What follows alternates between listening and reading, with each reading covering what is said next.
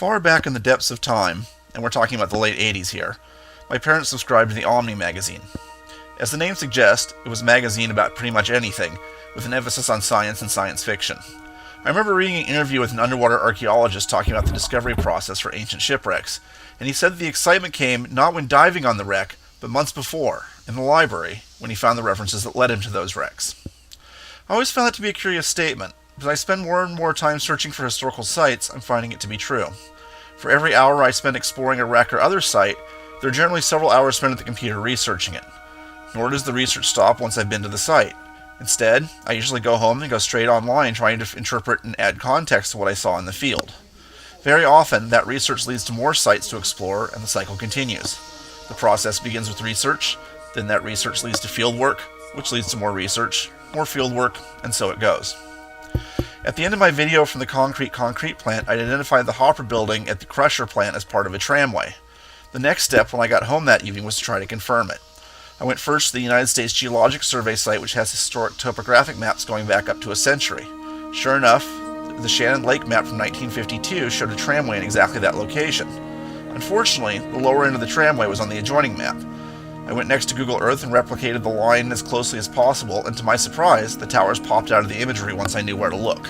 Now, I had targets for the next trip.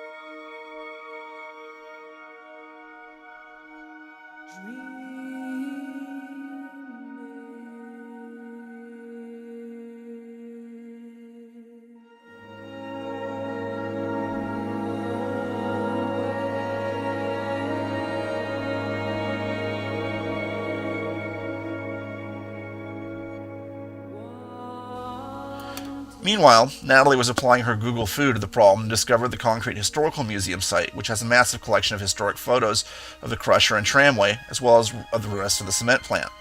These photos answered a lot of questions, but also posed some new ones. The next step was to visit the museum itself, followed by some driving around town trying to find access to the towers.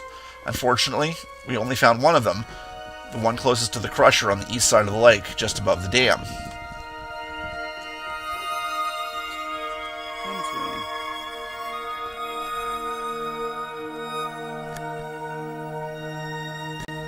The tramway system consisted of 12 or 13 towers, which carried both sides of a continuous loop of steel cable from which buckets were suspended.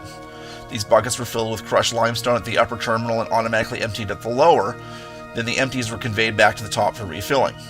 The mechanism that drove the entire system was located at the lower terminal, which was torn down when the main plant was demolished.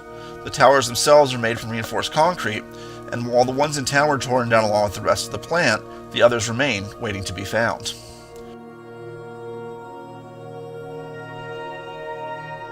Another interesting lead that turned up in the photos from the museum was the Bear Creek powerhouse. Before completion of the Lake Shannon Dam, the Superior Cement Company built a dam on Bear Creek, 4 miles north of the crusher building, and a wooden pipeline that carried water from the dam to a powerhouse 600 feet below. This will have to wait for better weather, and probably a bigger boat. In the meantime, here are some of the historical photos of the museum and what the plant looks like now.